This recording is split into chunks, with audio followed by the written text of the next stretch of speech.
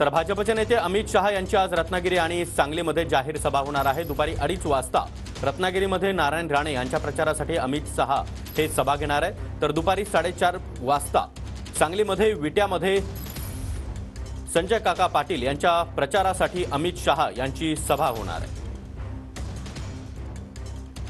आणि याचाच आढावा घेतला आमच्या प्रतिनिधींनी, पाहूया।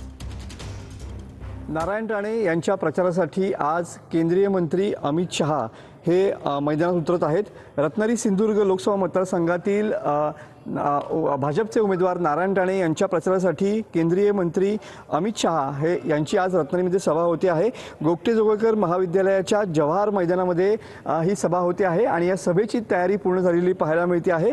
भाजप तसेच महायुतीचे दिग्गज नेते सुद्धा या सभेला हजेरी लावणार आहेत। एकंदरीतच जर बघितलं तर आज संध्याकाळी उद्धव ठाकरे यांची सुद्धा तळ कोकणामध्ये या ठिकाणी सभा होते आहे। जवळपास 40,000 लोक बसतील एवढी आसन क्षमता या ठिकाणी आहे आणि तुम्ही बघू शकता की केंद्रीय मंत्री असल्यामुळे या ठिकाणी सुरक्षेची पूर्ण तपासणी या ठिकाणी केली जाते आहे।